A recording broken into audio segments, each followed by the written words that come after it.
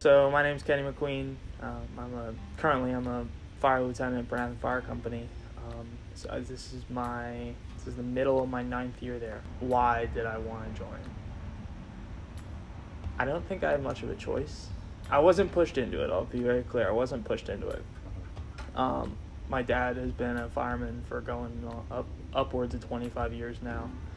He joined back in the 80s, ran down in Maryland when he was in college. But he was a member at Bernathen before he left for college, and he came back and was a member. He's been deputy chief. He's been on the board as a board member. And then my grandfather was also a fireman. So I don't know if I had much of a choice. 70% or more of all firemen in the United States do it for free or are volunteer. So 70% of the people that are showing up to your house when your fire alarm is going off at 3 a.m., they're going to work in the morning. They're awake just like you're awake. And they got to go back to the station. They got to do paperwork. They got to fuel up the truck. They got to fill up the truck with water, etc. And they spend a night or two every week training to come save your butt. They don't get to train every day.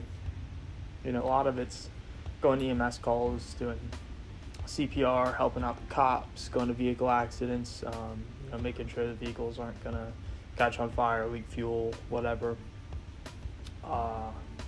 Helping the EMS lift a big patient or help them in a tight house that doesn't have, you just need hands. Or we're the people that get called whenever somebody needs a hand. It's not what I thought it was going to be, but it doesn't mean I'm not happy about doing it. You see a fire truck behind you. I'm serious. If you see a fire truck behind you with lights and sirens,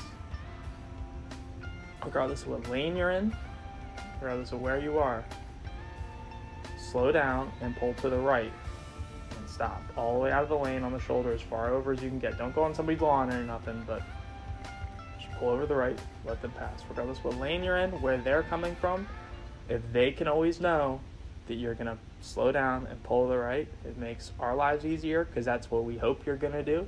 So that way the driver and the officer sitting up front can predict and bob and weave through traffic much safer. If you live down the street from a firehouse, and you have the time, go volunteer. It's not that much time. It's for sure worth it.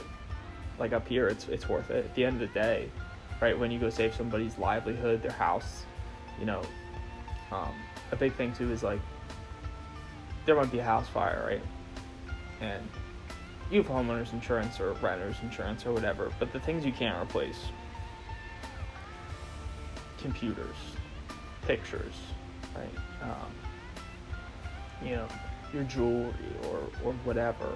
That stuff that's like keepsakes that you can save for somebody. The biggest smile I ever see somebody is when you save a photo album, right? Especially an older person's house. Their whole house burns down. They couldn't care less. They're 70 years old, let's say. Yeah, okay, insurance is going to build them a new house or they're going to have money to go buy a new house.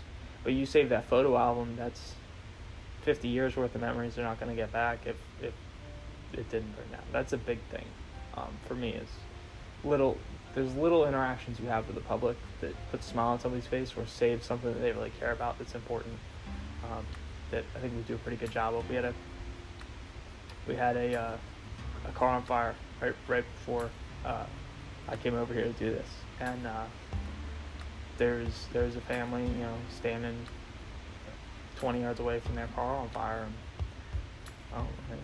and fires in the engine bay, and there's some smoke in the cabin. So as my other two guys are putting it out, I'm in the car and I'm grabbing the little girl's soccer bag, the driver's wallet, all that stuff that's a pain to replace or that you'll never get back. Those interactions with the public are super important because then you get the appreciation, or maybe if we send out a fund drive letter, somebody donates $20, that's important. So that's important for me.